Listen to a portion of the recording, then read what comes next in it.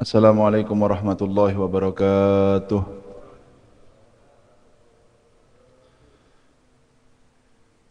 Alhamdulillah wassalatu wassalamu ala Rasulillah wa ala alihi wa sahbihi wa man walah amma ba'd. Alhamdulillah, puji syukur kehadirat Allah Subhanahu wa taala di waktu dan tempat yang mulia ini kita dikumpulkan dalam sebuah majlis untuk mengambil hak kita dari warisan yang ditinggalkan oleh Nabi Muhammad sallallahu alaihi wasallam, karena hanya dengan warisan itulah kita akan menjadi manusia yang seutuhnya, manusia yang sempurna, yang benar-benar lebih daripada makhluk yang lainnya, karena hanya dengan ilmu kita akan mendapatkan kedudukan yang berbeda daripada makhluk-makhluk yang lainnya. Oleh karena itu harus kita ini melazimi dalam setiap hari, setiap minggu tidak berlalu kecuali ada majlis yang kita hadir di dalamnya. Karena berapa banyak kita melihat sejarah apabila kita pelajari, berapa banyak manusia yang dahulunya adalah dari manusia-manusia yang tidak baik, seperti Sayyidina Fudail bin Iyad, Sayyidina Ibrahim bin Adham dan lain sebagainya, diangkat sama Allah menjadi para pembesar aulia pada zamannya, tidak lain dan tidak bukan karena mereka duduk di majlis para aulia yang ada di zamannya. Karena duduk di majlis ulama, duduk di majlisnya orang-orang soleh, Allah memberikan pandangan rahmat kepada semua yang hadir di tempat tersebut, karena Allah Subhanahu wa taala berfirman, karena Allah Subhanahu wa taala berfirman, kalau apabila kalian ingin mendapatkan rahmat, inna rahmatallahi qaribun minal muhsinin. Ada yang menafsirkan bahwa apabila kalian ingin mendapatkan rahmat dari Allah Subhanahu wa taala, maka jadilah orang-orang yang baik. Tetapi lihat dari makna zahir lafaz Al-Qur'an ini, inna, sesungguhnya rahmatnya Allah Subhanahu wa taala, di mana kalau kita akan mendapatkan rahmat ini qaribun, dekat. Dari siapa? Minal muhsinin, dengan orang-orang yang dia itu muhsin. Jadi kalau kita ingin mendapatkan rahmat tersebut harus mendekat kepada orang-orang yang muhsin, karena di sana Allah membagikan rahmatnya. Karena di majlis-majlis mereka itu Allah membagikan rahmatnya, sehingga banyak dikatakan oleh para ulama, berapa banyak manusia yang sebelum dia hadir di majlis membawa dosa seperti gunung, lalu dia mendengarkan pencerahan dari orang-orang yang melanjutkan perjuangan Nabi Muhammad sallallahu alaihi wasallam, melanjutkan lisan suci Nabi Muhammad sallallahu alaihi wasallam, lalu dia berpikir, dia punya sifat yang namanya takut, dia ingat dengan dosanya, dia ingat dengan matinya, dia takut dengan badannya, bergetar ketika mendengarkan ceramah, telah rontok daripadanya dosa-dosanya dan pulang ke rumahnya tanpa membawa dosa sama sekali. Perasaan takut yang muncul lalu menyesal ketika mendengarkan ceramah itulah yang membuat dosa kita semua menjadi gugur, yang tidak akan bisa kita dapatkan hanya sekedar ketika kita ini wiritan, membaca Al-Quran dan lain sebagainya. Penyesalan ketika kita mendengarkan ceramah lalu kita ingat dengan diri kita, itu yang membuat semua dosa kita gugur dan tidak akan kita dapatkan kecuali duduk di majlis-majlis orang yang menyampaikan amanat ilmu dari Nabi Muhammad sallallahu alaihi wasallam. Dan setiap orang-orang yang hadir di majlis ilmu itu mempunyai adab dengan siapa dia sekarang ini. Kita ini mempunyai tata cara semuanya, baik dengan Allah, dengan Nabi Muhammad, dengan para aulia, dengan para ulama, semua ada tata caranya. Di sini disebutkan, waqala Abu Uthman Al-Hiriyu rahimahullah, as-suhbah, apabila kalian ingin mendekat Allah kepada Allah Subhanahu wa taala. Bagaimana caranya kita ini menjaga adab di depan Allah Subhanahu wa taala? Bidawamil haibah wal muraqabah. Dengan merasakan selalu keagungan Allah di dalam hati kita. Dengan selalu merasakan keagungan Allah di dalam hati kita. Yang menunjukkan bahwa kita sudah tahu dengan siapa Allah itu. Jadi kita ini kadang-kadang kan mengagungkan seseorang ini ketika kita tahu kadar manusianya. Ini kita tahu kesolehannya, kita tahu kehebatan ilmunya, kita tahu ibadahnya, kita tahu sehingga besar di hati kita. Bagaimana pengagungan kita? Luar biasa. Beda dengan orang yang tidak seberapa kita kenal, maka kita biasa-biasa saja. Begitu orang sudah kenal sama Allah Subhanahu wa taala, kita harus melatih diri kita walaupun kita belum kenal sekalipun dengan merasakan keagungan Allah di dalam hati kita sedikit demi sedikit. Ya, sedikit demi sedikit. Jangan dianggap biasa.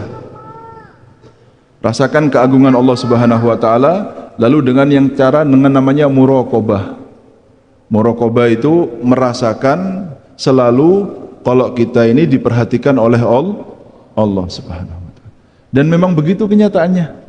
Kita sebagai manusia yang banyak lupa kadang-kadang tidak merasa kalau kita diperhatikan sama Allah Subhanahu wa taala.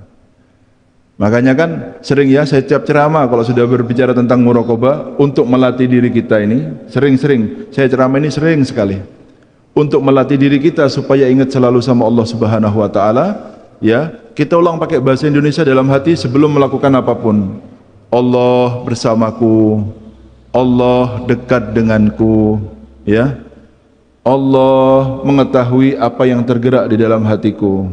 Ini diulang-ulang yang seperti ini untuk menumbuhkan rasa bahwa kita sekarang sedang diperhatikan oleh Allah. Kadang-kadang kita ini perlu mengingatkan diri kita sendiri supaya kita selalu merasa kalau kita diperhatikan sama Allah. Manusia dengan banyak lupanya, manusia dengan sedikit kualitas keimanannya seperti kita ini perlu mengingatkan diri kita sendiri. Paham ya? Kita sadar diri betul kalau kita bukan seperti para orang-orang soleh yang tinggi derajatnya. Paham ya? Yang mereka walaupun tanpa berkata ini sudah ingat dengan Allah Subhanahu wa taala. Orang yang seperti kita perlu mengingatkan diri kita sendiri.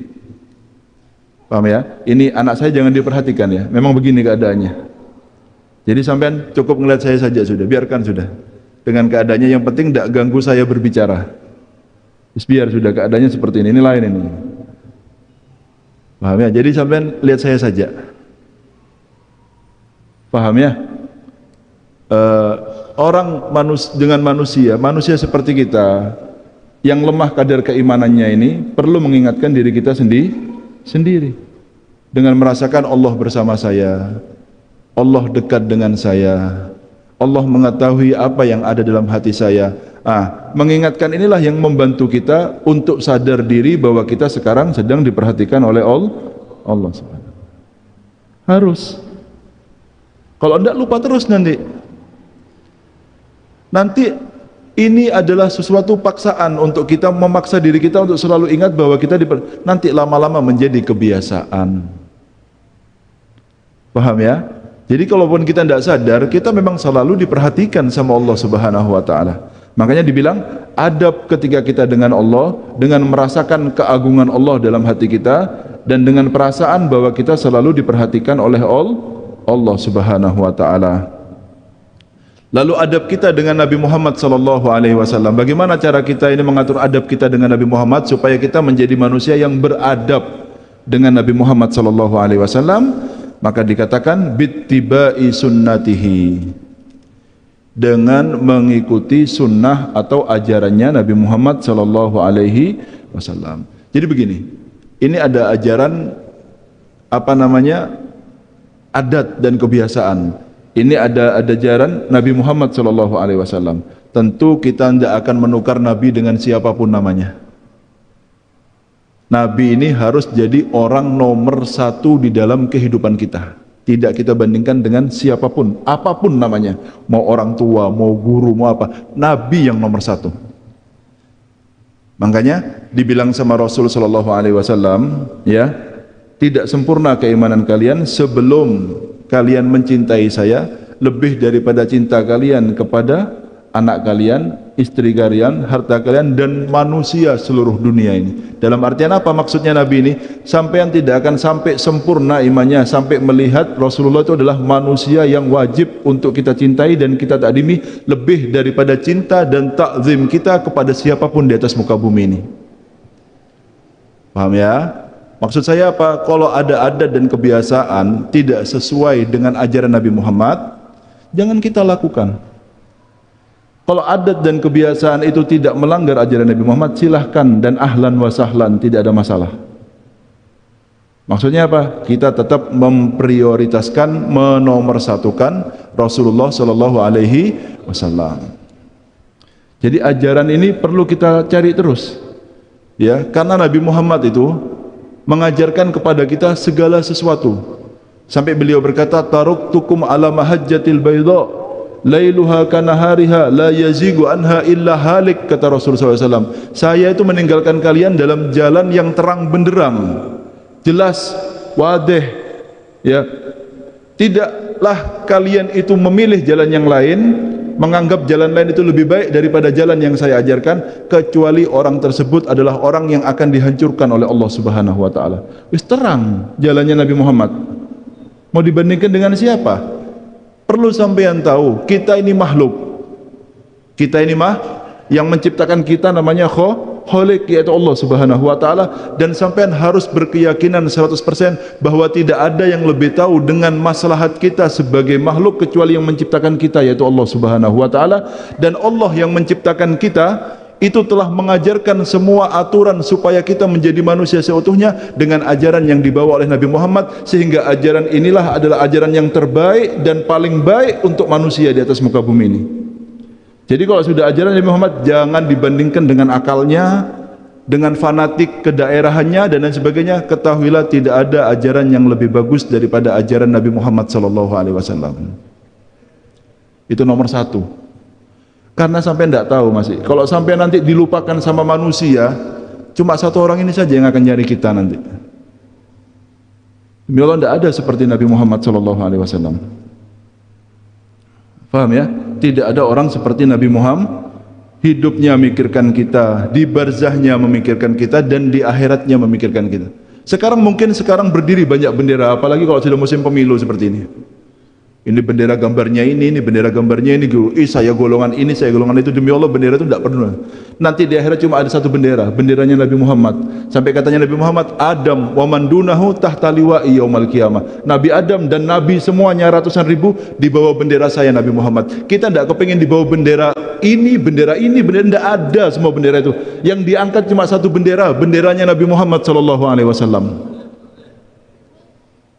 Makanya sampai kalau sudah bendera ini yang diangkat, minggirkan bendera semua itu. Silakan sampai sekarang ikut ini, tapi ketika dibandingkan dengan satu bendera yang di Muhammad, tinggalkan semuanya. Kalau tidak cocok dengan ajaran itu, tinggalkan semuanya. Karena demi Allah nanti kita cuma berharap berdiri di bawah satu bendera, yaitu benderanya Nabi Muhammad SAW. Orang-orang mulia semua akan ada di bawah benderanya Nabi Muhammad. Orang yang akan masuk surga nanti, lolos tanpa azab, tanpa hisab, adalah orang-orang yang berdiri di bawah benderanya Nabi Muhammad SAW. Sekarang kan banyak bendera, apalagi sekarang sudah mau musim pemilu ya. Panjang semua orang-orang, ahli-ahli katanya, di TV ngomong semuanya. Memang pintar ngomong semua orang Indonesia ini. Kalau sudah ngomong semuanya ahli. Tidak ada. Silahkan Anda berbicara, tetapi Nabi Muhammad tidak akan kita bandingkan dengan siapapun. Itu harus prinsip, itu namanya ya. Itu silahkan berbeda dari pemahaman, partai, kepercayaan, silahkan, tapi Nabi Muhammad itu lebih daripada semua golongan kita. Ya, Nabi Muhammad itu lebih dari semua golongan kita. Harus tahu itu semuanya. Paham ya? Lalu waluzumu dhahiri ilmihi. Nah, ini. Dohir daripada ilmu yang diajarkan Nabi Muhammad itu yang harus kita utamakan. Paham ya? Sayyidina Umar bin Khattab radhiyallahu taala anhu ardoh, dengarkan ini. Beliau pernah berkata yang diriwayatkan oleh Imam Bukhari dalam hadisnya seperti ini, kanu annasu kanu yu'khaduna ala wahyi fi ahdi Rasulillah sallallahu alaihi wasallam. Orang-orang ini dulu ya mengambil hukum dengan wahyu yang diturunkan kepada Rasulullah sallallahu alaihi wasallam, wa innal wahya qadin qata'ah. Wahyu telah terputus dengan meninggalnya Nabi Muhammad sallallahu alaihi wasallam. Tidak ada lagi wahyu turun karena wahyu hanya untuk Nabi. Ammal an, adapun sekarang ya, na'khudhu lakum bima dhahara lana min na'malikum. Sekarang ini kami ambil adalah dari apa yang kalian tampakkan dari amal kalian. Ya, dari amal kali. Wa man adhara lana khairan, siapa orang yang menampakkan kebaikan kepada kami, saddaqnahu wa amannah. Kami percaya, kami akan berikan amanat. Wa in qalu inna sariratahu sayyi'ah. Ini hatinya tidak bagus Habib.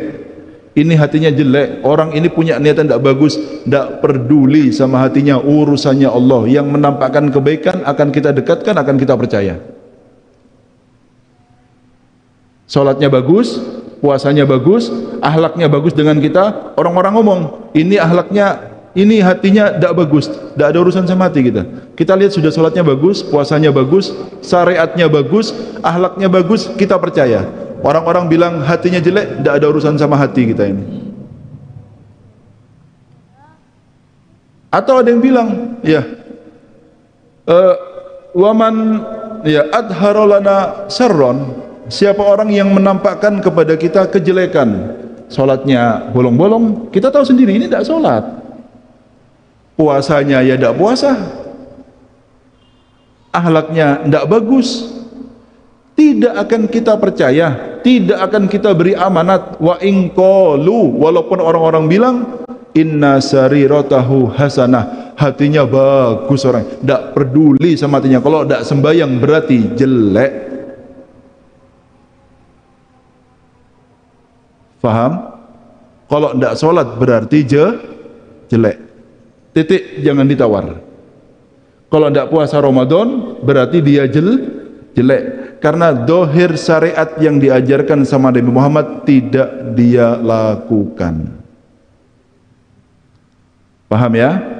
Bahkan andaikan orang tersebut ya adalah para kekasihnya Allah Subhanahu wa taala. Contoh ini ya.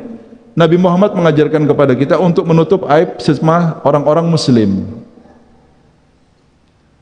Kita diajarkan untuk menutup aib saudara kita sesama tidak boleh membukanya. Siapa orang yang menutup aib saudaranya, maka aibnya akan ditutup oleh Allah. Itu ada ajaran Nabi Muhammad SAW. Siapa orang yang membuka aib saudaranya, maka aibnya akan dibuka oleh Allah Subhanahu wa taala. Seandainya kita diberikan kesempatan sama Allah untuk melihat aib seseorang, lalu kita membicarakannya, maka apa yang kita lihat itu adalah wabak, itu adalah bala, itu adalah musibah yang Allah timpakan kepada kita karena kita telah melanggar syariat yang diajarkan oleh Nabi Muhammad SAW. Inilah maksud daripada kita hidup adab dengan Nabi Muhammad, dengan mengikuti sunnah dan mengikuti ajaran dohir daripada syariat Nabi Muhammad SAW. Dohir kita diwajibkan untuk sholat, yang tidak sholat kita tidak bisa hukumi orang itu baik. Dohir kita diajarkan untuk menjalankan puasa Ramadan, yang tidak berpuasa Ramadan tidak bisa kita hukumi orang itu baik. Titik, sudah. Paham ya semuanya ya? Nah, itu adab kita dengan Nabi Muhammad SAW. Lalu wa ma'a auliya illahi ta'ala, adab kita dengan para wali-walinya Allah Subhanahu wa taala bil ihtiram, dengan memuliakan mereka. Yang namanya memuliakan itu bukan perbuatan badan, tetapi perbuatan hati, menganggap, melihat mereka dengan ainut ta'zim, dengan mata pengagungan, menjaga adab ya. Bil ihtiram wal khidmah, dengan kita ini berkhidmah kepada mereka. Itu adab kita dengan para aulianya. Dengan apa? Ihtiram wal khidmah. Apapun yang bisa kerjakannya, kita punya tenaga, kita gunakan tenaga kita untuk berkhidmah kepada mereka. Kita punya fasilitas apa, kita gunakan untuk berkhidmat. Mereka tidak ada kendaraan, kita berikan kendaraannya. Mereka kurang ini, kita bantu mereka. Apapun, dengan apapun kita membantu mereka. Itu adalah adab kita dengan para aulianya Allah Subhanahu wa ta'ala. Mereka itu ashabul wafa. Orang yang berbuat baik tidak mungkin mereka lupakan. Di dunia sampai di akhirat. Yang mencintai mereka akan dicintai sama Allah Subhanahu wa ta'ala. Tidak mungkin Allah lupa ketika seseorang mencintai orang yang dicintai oleh Allah. Mungkin manusia lupa, tapi Allah tidak mungkin lupa dengan orang yang mencintai para kekasihnya. Orang anjing aja tidak dilupakan sama Allah Subhanahu wa ta'ala, cinta kepada Ashabul Kahfi. Paham ya? Anjing saja tidak dilupakan. Gimana dengan manusia? Paham ya? Lalu wa ma'al ahl, dan dengan keluarga kita, istri dan anak-anak kita, bagaimana adab kita di hadapan mereka? Bihusnil khuluq, sampean yang baik dengan istri dan anaknya. Jangan kalau di rumah itu seakan-akan sampean penguasa, ngamuk terus kalau di luar baik, keliru sampean. Sampean di luar biasa, di dalam rumah harus yang baik. Sama istri sama anaknya yang halus kalau ngomong. Jangan kasar. Anak kasar ketika berkumpul dengan temannya itu adalah buah karena dia dikasari sama orang tuanya. Dengarkan omongan saya. Anak yang kasar ketika bergaul dengan teman-temannya itu adalah buah karena dia dikasari sama orang tuanya. Jadi kalau saya ngeliat anak-anak berarti dulu ini sering dikasari anaknya. Ya, akhirnya jadi kebiasaan karena ngelihat orang tuanya dulu seperti itu. Hati-hati sama anak ya, yang baik. Anak yang baik itu buah dari didikan yang baik dari orang tuanya. Paham ya? Jadi yang baik. Ya, khairukum li ahlihi wa ana khairukum li ahli, kata. Aku ini orang yang paling baik untuk keluargaku, kata Rasulullah sallallahu alaihi wasallam. Jadi kalau sampean memang betul asli orang yang berakhlak mulia, maka orang pertama yang harus merasakan keindahan akhlak kita itu adalah istri, orang tua dan anak kita, karena mereka lah orang yang hidup satu rumah dengan kita. Maka ada sifat-sifat munafik apabila seseorang di luar rumah tampak baik di hadapan masyarakatnya, tetapi ketika di rumah dia tampak buruk di mata keluarganya. Ada benih-benih nifak, benih-benih munafik di dalam hati. Kapan? Ketika dia tampak baik di mata masyarakatnya dan dia dibenci ketika masuk dalam keluarganya karena kasar, karena tidak bagus, karena kalau ngomong angkat suara terus dengan keluarganya. Tidak seperti itu. Kalau sampean memang orang asli berakhlak baik, maka yang harus pertama kali merasakan adalah orang terdekat kita dari orang tua, istri dan anak kita. Karena memang tidak dipuji. Kita baik sama orang, orang akan memuji kita. Dan kita bahagia dengan pujian mereka ini. Orang itu baik, orang itu baik. Bukan itu, sampai kalau mau nanya baiknya orang itu, lihat tanya sama keluarganya gimana dia di rumah. Kalau orang itu bilang baik, maka dia orang baik yang sebetulnya. Karena ketika baik dengan keluarga tidak ada kan satu orang pun yang memuji kita. Tapi kalau sampean baik sama masyarakatnya, mereka akan manis omongannya. Orang itu baik dan kita senang dengan pujian mereka itu. Paham ya? Wa ma'al ikhwan bidawamil bisir ma lam yakun itsman. Kalau dengan teman-teman kita ini, ya, bagaimana adab di hadapan mereka? Tampakkan wajah yang berseri-seri. Jangan merengut. Kalau sama teman ini, ya, mereka senang dan kita senang ketemu sama mereka. Ya, tampakkan senyumannya malam yakun isman, selama teman kita tidak melakukan maksiat. Paham ya? Jadi ngelihat wajah berseri-seri itu orang ayem, Pak. Tapi kalau sudah ketemu ngelihat mukanya orang merengut-merengut, hati ini sudah tidak enak. Makanya bahkan senyuman pun hanya di dalam agama Islam itu dihitung ibadah. Selain dalam agama Islam tidak ada senyuman itu ibadah. Cari di agama lain, senyuman ibadah tidak ada kecuali dalam agama kita. Di agama lain itu ibadah ketika masuk di dalam gerejanya, dalam ininya, lalu mereka itu ibadah menurut mereka. Tapi agama kita luas. Bahkan senyuman pun itu dihitung sebagai ibadah. Paham ya? Silahkan tampakkan wajah yang berseri-seri ketika bertemu dengan saudara kita, teman kita, malam yakun isman, selama mereka tidak melakukan pelanggaran terhadap syariat. Tidak boleh sampean ini temannya melanggar terus mesem ini, tidak boleh. Itu bukan baik namanya, itu tidak bagus sampean. Harus tampakkan kalau sampean tidak senang dengan perbuatan teman sampean ini. Paham ya? Wa ma'al juhal, apabila ketemu dengan orang-orang yang bodoh, memfitnah kita, menjelekkan kita, omongannya ngawur, ngelantur, sabar ya. Dengan apa? Bidu'a ilahum wa rahma alaihim, doakan mereka ini. Jangan sampean senang debat dengan orang yang tidak punya ilmu, menurunkan martabat sampean. Apa? Menurunkan martabat sampai oh ini kalau ngomong ngotot Habib lah, kenapa kok diladeni sudah tahu ngotot? Sampean nguras tenaga namanya. Wis mesemi doakan.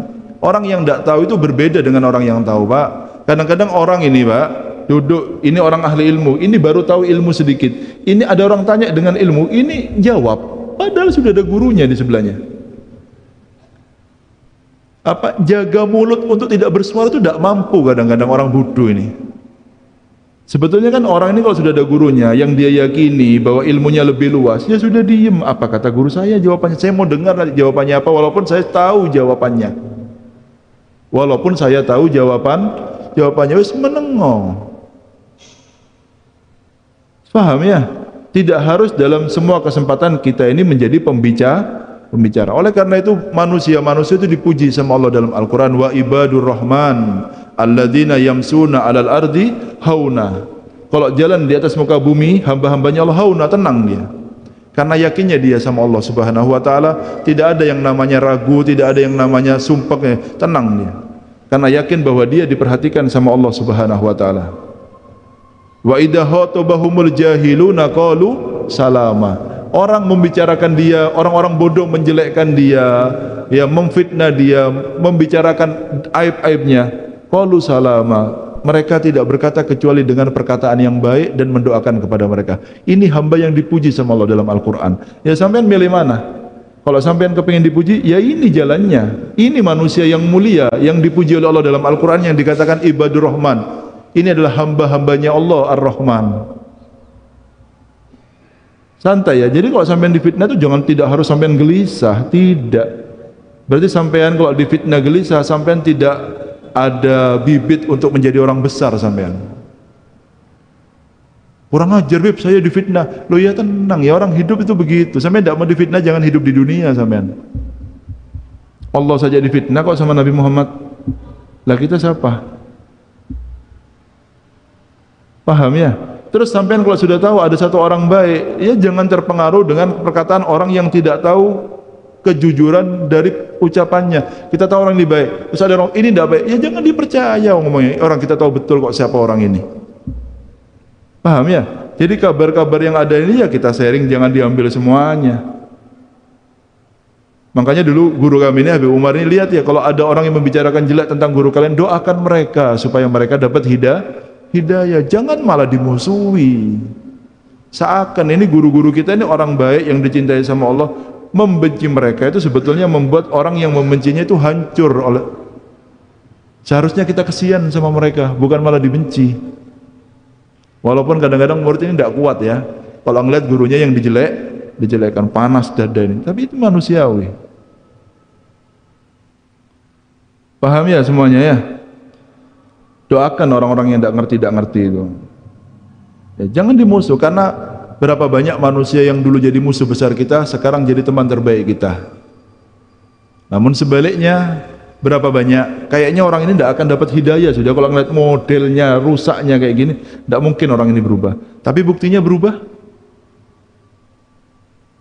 Ada orang istiqomah luar biasa, gara-gara dia itu menyimpan banyak pegel sama orang, kayaknya orang ini tidak akan jadi rusak. Buktinya rusak. Jadi hidup di dunia itu sampean yang berprasangka baik saja, dijaga hatinya masing-masing. Karena bisa jadi orang yang sampean anggap jelek luar biasa itu dirubah sama Allah dalam sekejap waktu. Tetaplah berbuat baik, karena itu adalah penampakan Islam yang sempurna dari seorang muslim dalam semua keadaan. Kenapa kamu baik? Karena begini ajaran yang diajarkan oleh Nabi kita Muhammad sallallahu alaihi wasallam. Tetaplah tersenyum dengan siapapun yang ada di depan kita. Paham semuanya ya? Ini Islam seperti ini. Ya, saya kepingin ini kan banyak nanti ini penampakan aneh-aneh inilah ya ini. Maksud saya tetap jadikan Nabi Muhammad itu adalah imam kita bagaimanapun. Ya, pakaian yang dibawakan Nabi Muhammad, cara tidur yang diajarkan Nabi Muhammad, cara bangun yang diajarkan Nabi Muhammad itu terapkan dalam keseharian kita. Ya, orang yang tidur dengan sunnah itu tidurnya Pak, itu lebih bagus ya, dihitung ibadah daripada orang-orang yang dia ibadah tapi lalai sama Allah Subhanahu wa taala. Sampai tidak seloro sebetulnya, tinggal wudu, baca doa yang diajarkan. Doanya apa Bib? Lah inilah pentingnya orang hadir di majelis ilmu. Paham ya? Supaya tidurnya sampean dihitung ibadah sama Allah Subhanahu wa taala. Semoga jadi yang bermanfaat ya. Ayo yang semangat. Yang semangat. Kita ini dikasih hadiah Nabi Muhammad sallallahu alaihi wasallam sama Allah. Inna ma'ana rahmatul. Saya ini hadiah, rahmat dari Allah untuk kalian. Terimaan hadiah ini. Terimaan. Jangan ditolak, sombong kita kalau nolak Nabi Muhammad sallallahu alaihi wasallam. Ya. Kita terima hadiah dari Allah yaitu Nabi Muhammad sallallahu alaihi wasallam. Kita jadikan ini adalah suri teladan dalam kehidupan kita, baik kita berkeluarga, bertetangga, ya, berpolitik dan semua. Nabi Muhammad adalah imam kita dunia akhirat insyaallah. Faham ya? Semoga jadi yang bermanfaat ya. Semakin bertambah umur, semakin baik kualitas Islam kita, semakin baik kualitas iman kita. Dan yang terakhir, yang pertama saya ceramah jangan dilupakan ya. Mau keluar, mau masuk rumah, melakukan apapun, Allah bersamaku, Allah dekat denganku. Ya Allah mengetahui gerakan hatiku, membantu kita untuk selalu merasakan bahwa kita diperhatikan oleh Allah. Hadza minni wa la minkum. Assalamualaikum warahmatullahi wabarakatuh.